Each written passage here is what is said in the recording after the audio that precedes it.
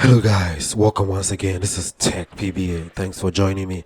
So if you've ever faced an issue on your Windows operating system whereby you try to open an application on your PC and then the application's window fails to launch on the screen, you want to watch this video to the very end to learn how to fix that issue. So what am I talking about? Let me show you. So I have this Windows operating system and I have this application.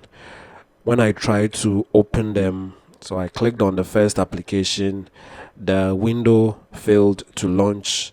I'll go into the same folder, click on another application, and then again the window fails to launch again. The third application, I clicked on it, and again the window failed to launch on the screen.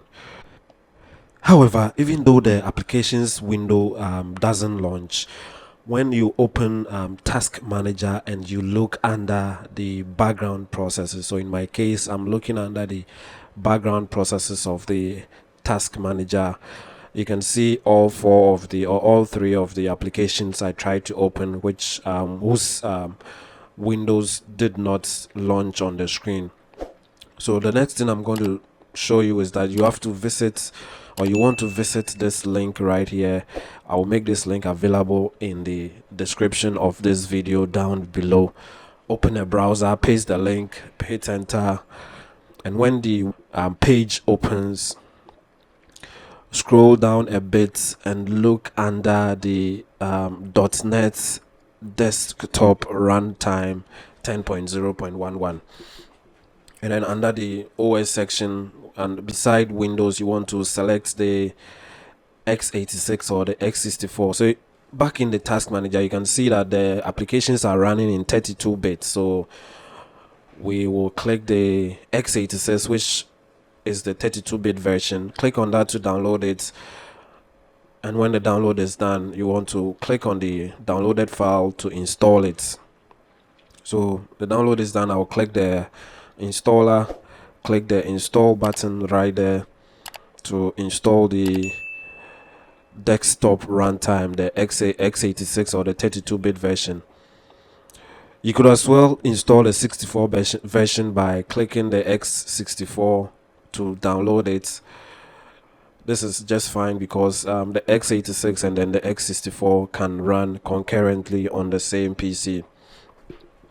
So again, when the installer file is done downloading, you want to click on it, select the install button to install the file. Very easy installation. Click done.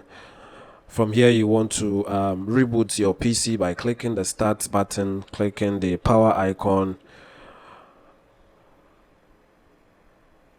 and selecting the restart option to reboot the PC to apply the changes we just made to the PC.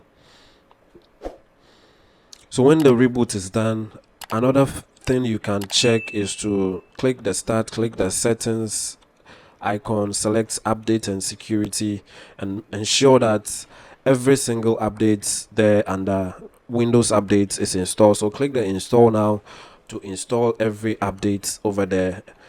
Click the restart now to restart your PC.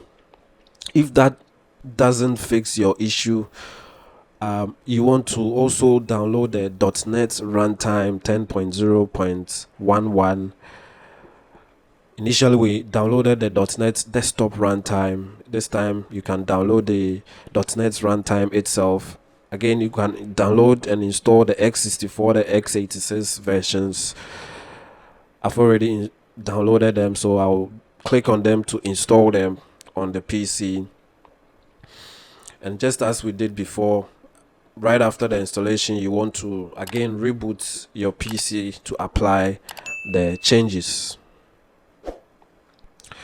And when this is done, you can test to see that your issue has been resolved. So in my case, I will go into the folder, click on the application, run it as administrator, and guys, you can see that the application has successfully launched on the screen. So kindly subscribe, like, and share this video if this video was helpful, and then I will see you guys in another video. Bye for now.